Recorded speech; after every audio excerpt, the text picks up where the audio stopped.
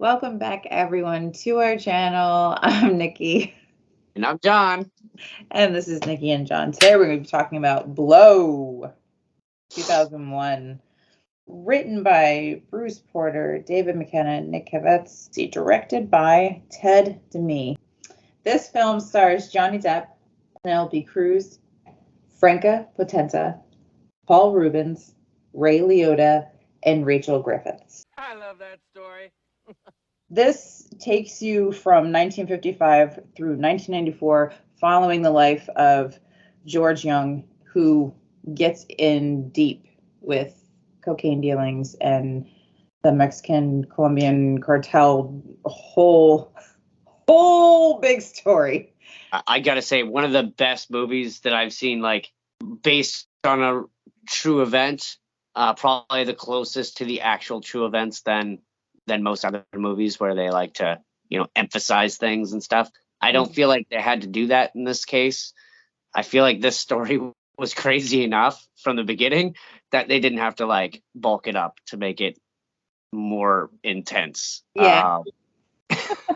Like if you've watched any interview with George Young, you probably know that most of this is pretty factual. That being said, I mean, what a fantastic cast brought together.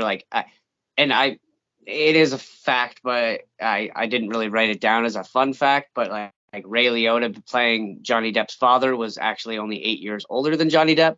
But I think they did a really good job with aging him with his hair and everything throughout the course of the movie. Yeah.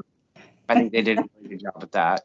And same with Johnny, even showing him as George as being young, just starting out selling pot and then moving on to cocaine. And then as the story progresses and time moves on, and by the end of the movie, I think they did a good job with making him look older as well. Oh, yeah. Little like pot belly he has at the end, kind of like walking around. I thought it was pretty good. Like It was realistic looking, and you can see that and you feel it. Yeah, it worked. Yeah. But, I've said it before and I'll say it again.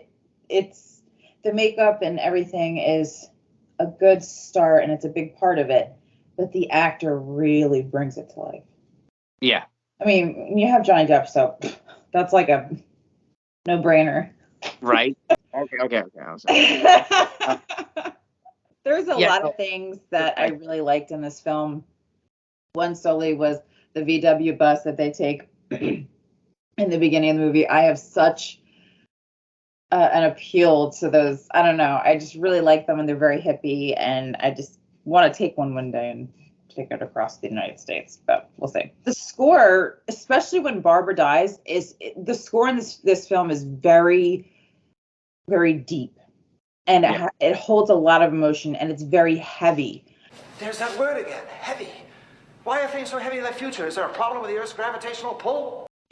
Especially when she dies, there's a certain, it's not even sadness, it's deeper than that. It's so horrible. You feel horrible. And I love when a score does that, because a film without music is not complete. And this soundtrack alone, everybody knows it. It's really good. You get one hit after another. I like the music choice for when they first start selling weed on the beach and they're having the time of their life. That music score really makes that scene, like you say, without music in a movie, the movie's just bland. Are you joking me? We're going to be spicy, no? Yeah. No, there's no emotion to it. I mean, there's emotion, but I feel like music just heightens that emotion that much more. And if it's like a thrilling scene or if it's like a sad scene, based on the music, can make or break that very easily. This film is a great film. Don't get me wrong. And when I first watched it, it was amazing, and I watched it a few times. And I always put it on a high level, like, oh man, that movie's so good. Now watching this again for this, it's a little different. I felt such a heavy sadness with this film. It was so depressing watching it. I mean, yeah, you have your funny scenes and things like that, but I mean, all in all, God, what a depressing life. I don't Yeah. know. It just hit me in like such a. Ooh, I don't know if I like this movie as much as I did. Yeah. Well, I mean, It's so great. knowing that it's a true story and seeing the rise of this man's career Yeah. and then the fall that happens because of it, Mhm. you know, and what he loses. He lost his daughter. That was the biggest thing to him once he had his daughter, and he mistakenly made more mistakes, which, you know, in turn lost the respect and the family life that he wanted. He realized what he did. He even says it wasn't about this, it wasn't about that. It was about breaking a promise. Yeah. You know, the promise he made to his child, and and then that's what he had to live with. Yeah. So it is a sad movie. Yeah. I mean, it holds such a. And I personally, I find Ray Liotta's character in this to be so pivotal because he is the backbone of not of what George became. I'm not going to say that, but he was the only one that had that clear communication with him because his mother was not clearly not right. Yeah. But you know, his role and just watching him, and then when George makes the tape at the end, oh my God, just the way that it's shot and it goes back and forth between the two. Yeah. I love him in this. Like if I was gonna pick a favorite character, it would be him because he's the everything. And I just find him to be, and his eyes are such crystals. Like they're just so, you know, I don't know, I just really like him in this role as the dad. Yeah. And the scene for him that got me the most was when George is on the run after Barbara dies, and he got out on bail for the weed thing, and he goes home, and his dad and his mom are like, "Oh, I'm sorry about Barbara," and the dad's like, "You really loved her, eh?" He's like, "I did, Dad. Like I did." And then the police come in, he runs and, you know, barricades him in a room, and then the police pull him out. And you come to find out that the mom is the one who called the police. Right. And the dad is like, Ray Liotta looks at her, he's like, Had no idea. "Are you kidding me? You really did that?" Yeah, you He was still the love only one that really had his side, no matter what he did. He goes up, and that follows up with another scene when they're walking, when he after he's done the cocaine deals and he has tons of cars and money, and they're walking, and you see two like workers cleaning cars. He has like 5 or 6 cars there, and his dad says, "Well, it's nice to have nice things, Georgie." He goes, "I know how you got it. I don't condone it, but you know, Yeah. you're doing what you do." And he's like, He was I'm being a really good at supportive that." father. You Yeah. know, okay, you're not hurt. You seem to be doing all right. Just be careful. Yeah. You know, And at he that knows point, like he's Georgie's not going out killing people like gangster wise, you know, like he's not making hits on people and stuff, right? it's so So funny that you bring up when George comes back home after Barbara dies. There is this one scene when he comes back and when he opens the door and all you see is like it's like a small little like but it's just Johnny Depp's eyes and his eyes just pierce in that scene. It's just like okay. yeah. I love it. I love it. I actually rewind that just a couple times just to get the intensity because there's just so much behind his eyes in that scene and I'm like Yeah. that is an orgasm scene. Well, for me. I got it. Oh my. I like it a lot. Georgie in the fields there. A fun fact for you. Where the whole reason it became a movie, where it came from was Dennis Leary had read the book, loved the book, thought it would make a great movie, went to Universal at first, believe, to make this movie. And Dennis was going to play George Young, but the movie studio wanted like an A-list actor to play George because they thought this was a fantastic story. They knew it was going to be a really good film. So they wanted, you know, someone a bit higher above acting wise to portray George, which Dennis Leary then still originally was going to be cast as Derek Farrell, which somehow fell through. But he ended up being a co-producer of this movie anyway. So he still had his hands in it. But the other options after Dennis Leary for George was, first one was Val Kilmer, and George when he heard that, he was like, yeah, cool, awesome, Val Kilmer, yeah, I could, yeah, he was on board for that. And then the second option was Sean Penn. He did not like that idea at all. Then Tom Cruise, which George replied with, has Tom Cruise even ever smoked a joint? Whoa, I don't put stimulants in my body. Like, absolutely not. We're not having him play me. That's ridiculous. So they turned that one down. And then when they called him up and they said, oh, we got the guy now. His name's Johnny Depp. And he's like, who's that? Who was he playing? Was he in Duran Duran? Were you in Duran Duran? Yes, I was. He's like, you ever watched 21 Jump Street? He's like, no. He's like, Edward Scissorhands? He's like, what? He's like, that feminine guy that has like scissors for hands? What? So he was kind of skeptical about it. And then Johnny Depp didn't show up. So he got really mad and he was like, no, call it off. Don't want to do it. Made me wait all day. But like a publicist or something said to George, oh, you're going to meet with him when I bring him to you. And if you don't come out, we will go in and bring you out. Because Johnny Depp was so on the rise and George didn't know who he was. She's like, no, you want Johnny Depp to play you. Like, you don't understand. So they met. And when he walks in the room, here's Johnny Depp with stringy, kind of dirty hair, wearing a leather jacket that's ripped, jeans with holes in it, old scuffy boots. And George looks at me, he's like, what is wrong with you? Like, you look like you've been living on the street for like a month. Johnny Depp was like, well, I wanted to give you something and I didn't know what to give you. And I looked around, and then he decided finally the night before what he was going to give him was a book. And it's called On the Road by Jack Kerouac. I think I said his name right. It's a strange name. But Johnny Depp said, like, this book, like, he bases everything on this book. He takes it with him everywhere he goes. So he gave it to him. And then George said, well, Johnny didn't really ask any questions. He just watched me walk around and tell stories.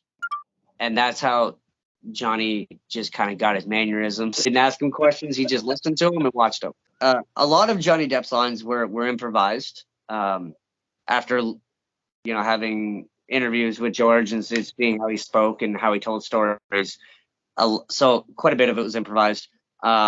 Except for the tape that he leaves for his dad was almost verbatim from what was actually left on the tape, which I think even adds to George's guilt and everything, like it being exactly the words that came from him, and knowing how Johnny spoke all the lines earlier, it goes well together. A lot of people did know this, and they say it all the time in the film, but George was known as El Americano to many of the drug lords that he had come around. This I thought was really funny. The part where they go and take the plane ride in the beginning of the movie. George was very adventurous. He didn't have any knowledge of how to fly a plane. He got in there by himself. He flew the plane for 100 miles out of his way coming back. But he finally made it back. But I was just like, who gets into a goddamn plane, doesn't know what the fuck they're doing, and goes? So George, after all this was said and done, when the movie came out, he was still in prison. Then he was actually released early on June 2nd, 2014, for also testifying against his co-conspirators in all the traffic runs, which got him out early. Otherwise, I think he would have died in prison. Died in his hometown on May 9th, 2021, when he was 78 years old. So he did have a few years outside of prison that, a good 6 years that he got to live his final days, Yeah. So in the movie, you see that George and his daughter she doesn't come to visit him, even though he thinks she is. He's kind of delusional about it at the end. Apparently, after he was released, they did reconcile and get together. I don't know to what extent. I believe they finally did kind of, come to terms with everything that happened to their family. Which is, I'm glad that he got to experience that before his time was up, When George meets Diego in in the prison, and he's telling him how he smuggled marijuana, and then Diego asks him, "But what do you know about cocaine?" And they hatch their plan. George is actually reading a book, and it's called Hell's Angels, and it's actually written by Hunter S. Thompson, which he had just before that had filmed Fear and Loathing in Las Vegas, where he played Hunter S. Thompson in it. And just like going to meet George Young, he went on a book tour with Hunter S. Thompson, and I think he went on a year-long book tour with him, though, so he really got to know him really well. One of the stories I do know, when he was getting ready for the Fear and Loathing, he shaved his head, and Hunter S. Thompson is the one who shaved his head with a big Bowie knife. Yeah. That's a lot of trust. That trust, baby, yeah. A lot of trust there. Know how much money they made a month? $50,000 to $100,000 a month they made. Could you imagine making that much money a month? Especially back then? Yeah. Like, in today's dollars, that maybe not seem like that much. I mean, it is a lot, but I would be happy with that every month. I wouldn't complain. yeah, right? But I mean, back then it would be like worth even more, you know, in sense, that's crazy. This film was based on the book Blow, how a small town boy made $100 million with the Medellin cocaine cartel and lost it all. That's a super long book title. It is. But good story. Never Right, read because it, but he really did make that much money and lose it all. I mean, they spent a lot while they had it, right? And they lived the lavish lifestyle while they could. Yeah. I mean, but they say with every what goes up must come down. It speaks very highly for this story. Yeah, right. Paul Reubens did an anti-crack commercial.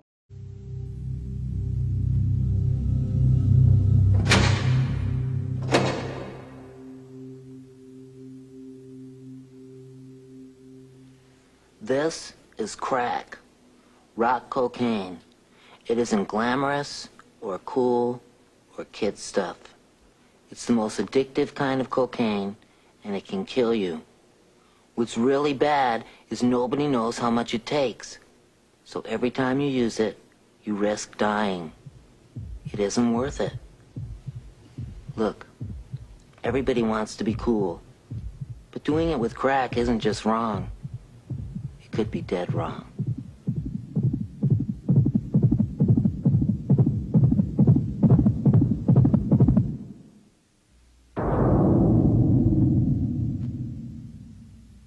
He got so much flack for doing that commercial than doing Blow. And it's like, okay, come on. He's an actor. He's got to do what he's got to do. He didn't say like, oh, I did tons of Blow while doing this movie. Yeah. Just in a movie about it doesn't mean anything. Yeah, so get off his jock. Go away. John Leguizamo was offered a role in this film. I'm not exactly sure which one, but he initially said no because he was filming Moulin Rouge at the time. Never seen that movie, but I'm sure it's fabulous. I've seen bits and pieces of Moulin Rouge. Not really my style of movie, but it's musical, right? I know it did well. I know it was a big hit, so congratulations to them.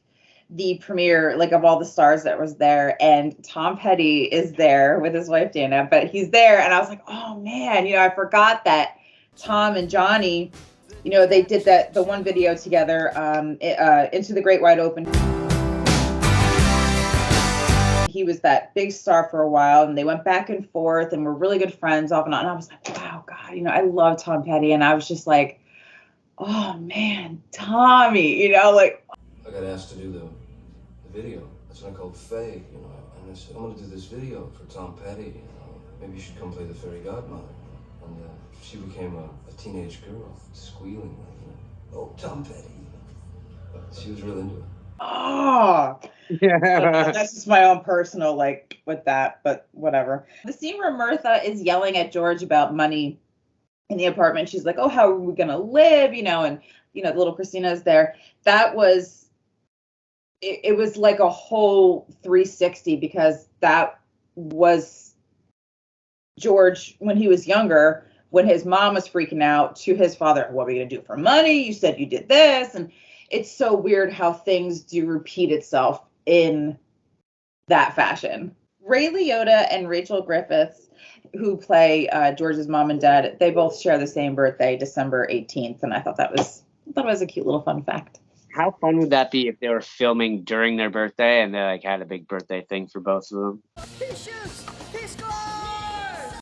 So I watching this film now definitely made me feel different. I definitely had a more sad feeling watching this film, instead of like, oh, this is a fun party movie. It's very, very heavy and very, very sad emotionally. So, I mean, back then I would be like, oh, 5 out of 5, but I think now watching it, it's still a great movie. Don't get me wrong, but I just don't think it would be something I'd want to have going every day. So 4 out of 5 for me. 4 out of 5. Okay, yeah. I have to agree. Like when it first came out, I think I was younger. I was more in that, oh yeah, party. It's a party movie. Cool. Yeah, it's about drugs. Yeah, it's fun. Right. But no, it is a really sad story, and you're right. And it kind of shows you all the things that can go wrong in this lifestyle. Without even touching on the fact that, what if his family was harmed or he was even taken out, Yeah. Lots of things could happen. So, but it's still a very sad story. But I'm going to give it a 4.1, because I still really enjoy this movie a lot, and I will probably watch it numerous more times. Oh, don't get me wrong. It's a great film. I love the acting. I think the whole story is it's incredible. Yeah. But it's just, if I was to sit down and watch it, I could have it in the background, laugh at certain scenes and things like that. But I mean, honestly, I just watching it, I'm like, ooh, it's a little much. Yeah. Well, I mean, I think it's still got big scores from both of us, regardless. Oh, because it's a great film. It's undeniable, but I just don't feel the way I used to feel about it. Well, yeah. You leave the movie feeling kind of bummed out, opposed to right. Uplifting. Because it doesn't have an uplifting ending, and that's that's the thing about it. But I also did give it a higher score due to the fact that it is based on a true story, and I believe most of it's pretty authentic with what happens. So next week we're going to be doing a double feature. Ooh, snap. X and Pearl. So these are a little on the scarier side, and I have yet to see Pearl. I have seen X. I think it's a very good horror film. I really like everything about it. It's a little racy. It's about porn, but hey, still, nonetheless. Hey. Just because they're naked and fucking doesn't mean it's not a good movie. It can still be a good horror movie.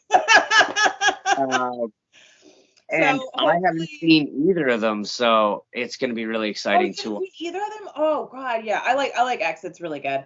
But I'm excited to see Pearl and how it ties in and if it's going to continue. So if you have not already, like, comment, subscribe, favorite us, comment.